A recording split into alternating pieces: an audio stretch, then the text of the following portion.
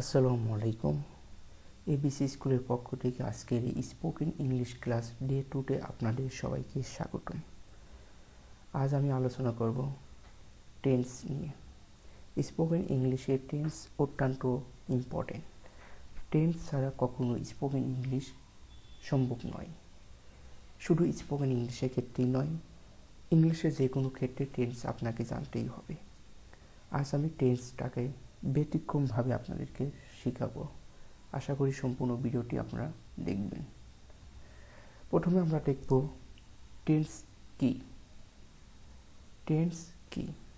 Tense হলো সমাপিকা ক্রিয়ার কালকে টেন্স বলে। সমাপিকা ক্রিয়ার কালকে টেন্স বলে। এখন আমরা দেখব সমাপিকা ক্রিয়াটা কি। যে ক্রিয়ার কাজ শেষ হয়ে যায় এবং টেন্স দ্বারা পরিবর্তিত হয় তাকে সমাপিকা ক্রিয়া বলা হয়। মানে যে ক্রিয়ার কাজ শেষ হয়ে যাবে সেটা হচ্ছে সমাপিকা ক্রিয়া। আর অসমাপিকা ক্রিয়া হলো যে ক্রিয়ার কাজ শেষ হয়ে যায় না, টেন্স দ্বারা পরিবর্তিত হয় না, তাকে অসমাপিকা ক্রিয়া বলা হয়। অসমাপিকা ক্রিয়া দেখতে ঠিক এইরকম, যে খেলতে যেতে, পড়তে যেতে যেতে, খেলতে খেলতে, ঠিক এরকম থাকবে, মানে শেষের দিকে থাকবে। সেগুলো ছিল সমাপিকা ক্রিয়া। সমাপিকা ক্রিয়া ইংলিশে ফাইনিট ভার্ব বলা হয়, আর অসমাপিকা ক্রিয়া এটি ইংলিশে নন ফাইনিট ভার্ব বলা হয়। এখন আমরা দেখব কিছু এক্সাম্পল। যেমন আমি খেলতে গেলাম।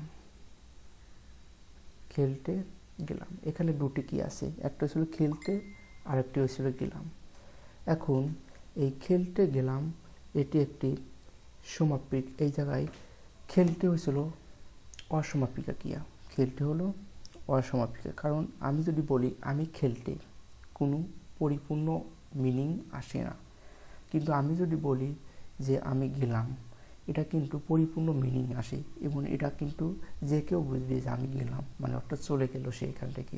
কিন্তু আমি যদি বলি আমি খেলতে, কি এর মানে কোনো কিছু আসে না এবং কোনো অর্থ বোঝা যায় না। যার কারণে খেলতে হয়েছিল নন ফাইনিট ভার্ব, মানে অসমাপিকা ক্রিয়া, আর গেলাম হয়েছিল সমাপিকা ক্রিয়া। এরপরে মেয়েটি নাচতে নাচতে কলেজে গেল। এখানে নাচতে নাচতে যদি বলি মেয়েটি নাচতে নাচতে, কোনো মিনিং আসে না, কোনো মিনিং বোঝায় না। সো এই নাচতে নাচতে এটা কোনো ভার্ব নয়, এটি হলো অসমাপিকা ক্রিয়া। কিন্তু কলেজে গেলাম, আমি কলেজে গেলাম, মেয়েটি কলেজে গেল, মেয়েটি কলেজে গেল, এই গেল কিন্তু একটি সমাপিকা ক্রিয়া। কারণ এই যদি বলি মেয়েটি কলেজে গেল তাহলে পরিপূর্ণ অর্থ আসে। এরপর বাড়ি এসে আমি কাজটি করলাম। এখানে বাড়ি এসে আমি কাজটি করলাম, আমি কাজটি করলাম, এই সেন্টেন্সটা কিন্তু পরিপূর্ণ হয়, মানে করলাম এটি একটি সমাপিকা ক্রিয়া। আর বাড়ি এসে যদি বলি বাড়ি এসে, কোনো অর্থ আসে না, তাহলে এই এসে এটি হয়েছিল অসমাপিকা ক্রিয়া। নেক্সট, এখানে আমি একটি বড় একটি সেন্টেন্স লিখেছি। এখানে অনেকগুলো ক্রিয়া আছে, খুব সহজে আপনারা বুঝতে পারবেন কোনটি সমাপিকা ক্রিয়া আর কোনটি অসমাপিকা ক্রিয়া। তো এখানে কলেজে গিয়ে একটি ক্লাস করে বাড়ি এসে ভাত খেয়ে আমি ঘুমিয়ে পড়লাম।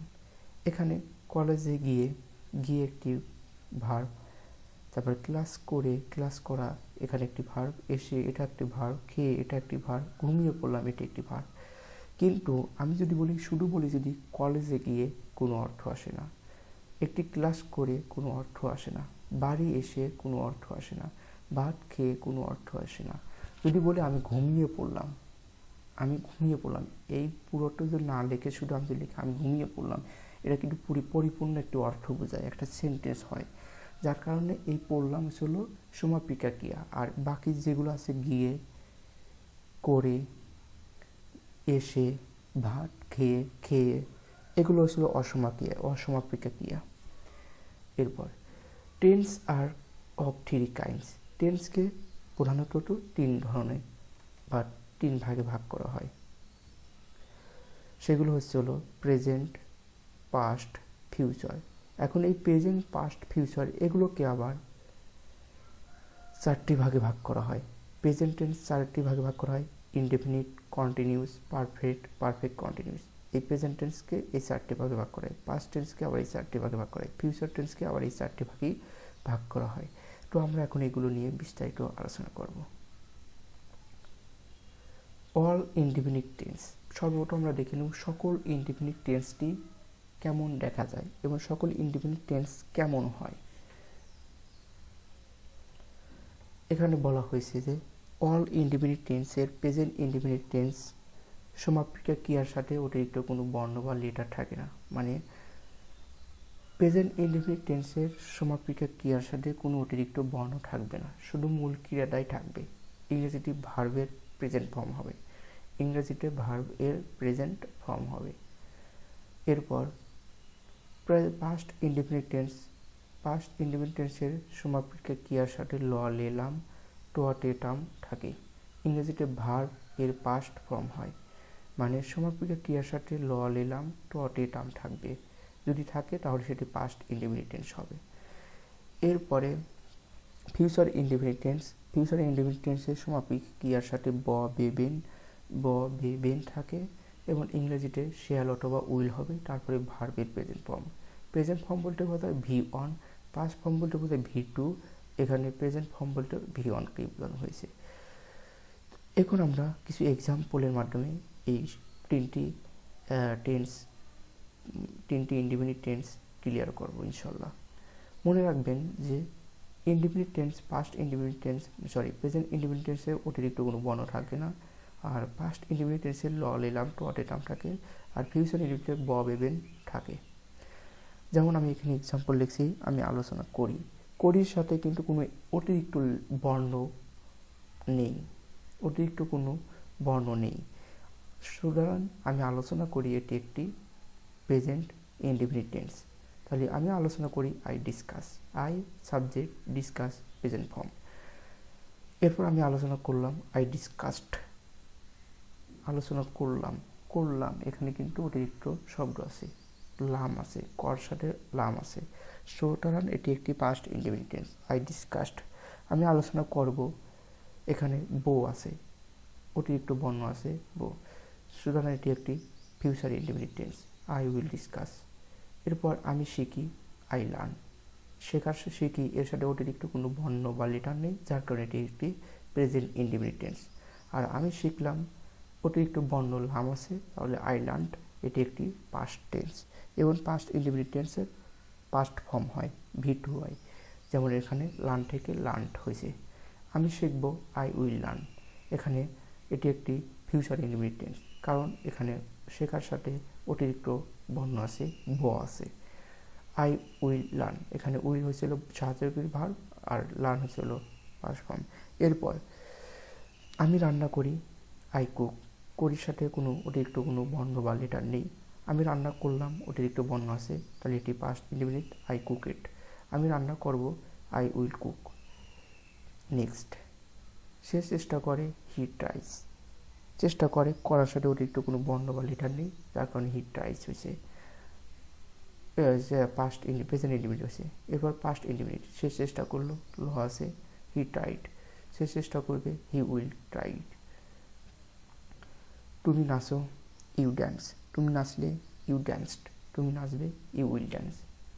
Present tense, present indefinite, past indefinite, future indefinite. এরপর সূর্য উদয় হয়, এর সাথে অতিরিক্ত কোনো বর্ণ বা লেটার নেই, সুতরাং এটি present indefinite tense. The sun rises, সূর্যের উদয় হয়েছিল, দ্য সান রোজ, সূর্যের উদয় হবে, দ্য সান উইল রাইজ। এরপর আমরা দেখব অল কন্টিনিউয়াস টেন্স, সকল কন্টিনিউয়াস টেন্সে এক নজরে আমরা দেখে নেব।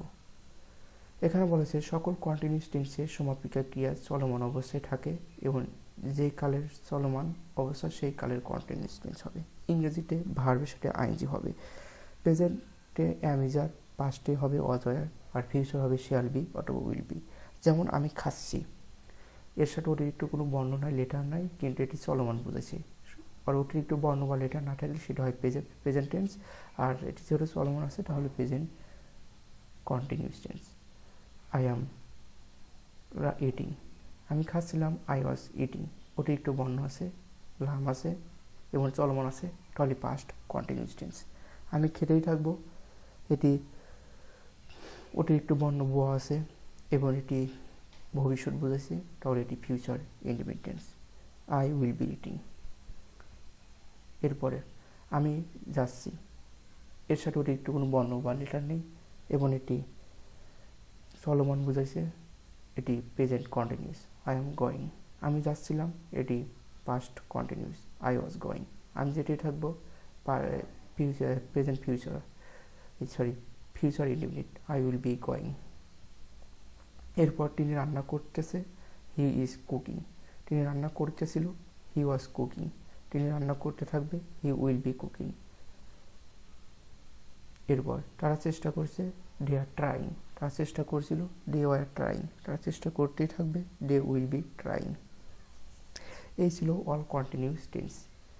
এরপর আমরা আলোচনা করব অল পারফেক্ট টেন্স। সকল পারফেক্ট টেন্সের সমাপিকা ক্রিয়ার কাজটি শেষ হয়ে যাবে। সকল পারফেক্ট টেন্সের ক্রিয়ার কাজটি শেষ হয়ে যায় এবং ফলটি থেকে যায়। যেন যে কালের ক্রিয়ার কাজ শেষ হয়ে যায় সেটি সেই কালের পারফেক্ট টেন্স। ইংরেজিতে ভার্ব এর পাস্ট পার্টিসিপল ফর্ম হয়। যেমন প্রেজেন্টে হ্যাভ অথবা হ্যাজ, পাস্টে হ্যাড, ফিউচারে শ্যাল হ্যাভ, উইল হ্যাভ ব্যবহৃত হবে। যেমন আমি খেয়েছি, আমার খাওয়ার কাজ শেষ, কিন্তু আমি কী খেয়েছি সেটা কিন্তু আমার মনে আছে, মানে সেই ফলটা কিন্তু বিদ্যমান রয়েছে। সুতরাং এটি একটি প্রেজেন্ট পারফেক্ট টেন্স। এটি present perfect tense. I have eaten. I have eaten, প্রথমে সাবজেক্ট, তারপরে সাহায্যকারী ভার্ব হ্যাভ, তারপরে ভার্বের পাস্ট পার্টিসিপল ফর্ম মানে ভিটিরি, ইটেন। আমি খেয়েছিলাম, আই হ্যাড ইটেন। খেয়েছিলাম, লাম আছে এবং কাজ শেষ হয়ে গেছে এবং কী করেছি সেটা কিন্তু বিদ্যমান এখন আছে, তার ফল রয়েছে। সুতরাং এটি past perfect tense. Subject I, সাহায্যকারী ভার্ব হ্যাড এবং ভিটিরি ইটেন। আমি খেয়ে থাকবো, আই উইল হ্যাভ ইটেন। এখানে খেয়ে থাকবো, ভবিষ্যতে খেয়ে থাকবো মানে খাওয়ার কাজ শেষ হয়ে থাকবে। এটি একটি ফিউচার পারফেক্ট টেন্স। প্রথমে সাবজেক্ট আই, সাহায্যকারী ভার্ব উইল, এরপর হ্যাভ, তারপর ইটেন। এরপর সে শিখেছে, হি হ্যাজ লার্নড। সে শিখেছিল, হি হ্যাড লার্নড। সে শিখিয়ে থাকবে, হি উইল হ্যাভ লার্নড। তিনটা টেন্সেরই পারফেক্ট টেন্সই কিন্তু ভার্ব হবে পাস্ট পার্টিসিপল ফর্ম। যেমন লার্ন, লার্ন, লার্ন। তিনি দরিদ্রতা দূর করিয়েছেন, হি হ্যাজ রিমুভড পভার্টি। তিনি দরিদ্রতা দূর করিয়েছিলেন, হি হ্যাড রিমুভ পভার্টি। তিনি দরিদ্রতা দূর করিয়ে থাকবে, he will have remove poverty. এরপর আমরা দেখব এরপর আমরা আরও একটি এক্সাম্পল দেখব।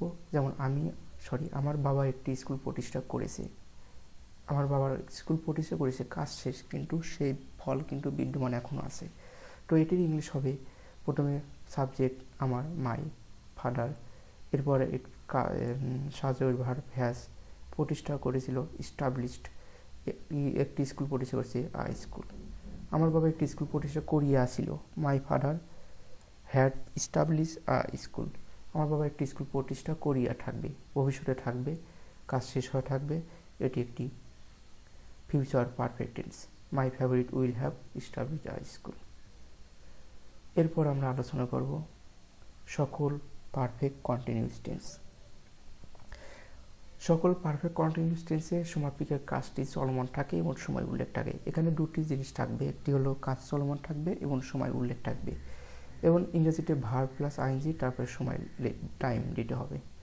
যেমন প্রেজেন্টে হবে হ্যাভ বিন, হ্যাজ বিন, আর পাস্ট হবে হ্যাড বিন, ফিউচার হবে shall have been, will have been. যেমন এখানে এক্সাম্পল লিখছি, আমি 1 ঘন্টা দৌড়ে যাচ্ছি, সময় উল্লেখ আছে এবং চলমান আছে কাজটি।